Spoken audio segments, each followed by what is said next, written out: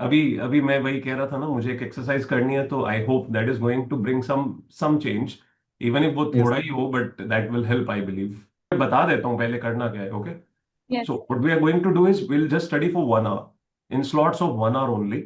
Now there is a possibility because the ones who have recently given exams, उनके पास पहले ही बहुत सारा backlog और बहुत सारे कॉम्प्लेक्सिटीज अंदर चल रही हैं, they are not able to resolve and everything else.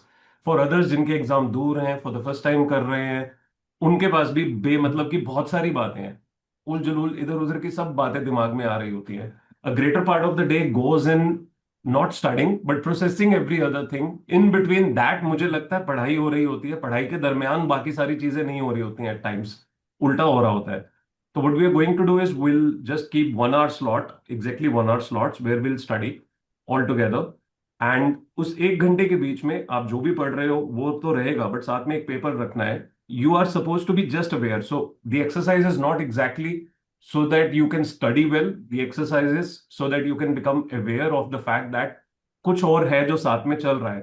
These can be any kind of thoughts जो रहने ही वाले हैं, कभी भी नहीं जाने वाले हैं। But every time we are doing this, every 1 hour we'll be doing this, a point will come, if not today, tomorrow, day after, another few days, a point will come जहां अचानक एक फोकस्ड स्टेट आने लगेगा, जो thoughts हैं वो reduce होने लग जाएंगे, but will have to jot down the thoughts. After 1 hour I want you all to do one thing. छोटी सी कोई भी एक स्लिप अपने पास रखो।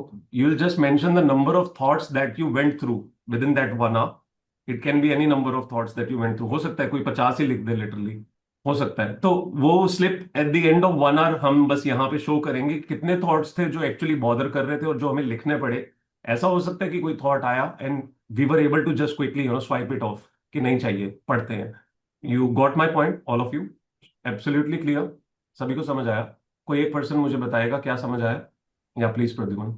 sir, so basically what we have to do is like 1 hour when we are studying, so the random thoughts which we are getting about anything which keeps us slight distracted, that we have to write in a piece of paper, and we have to do it for an hour.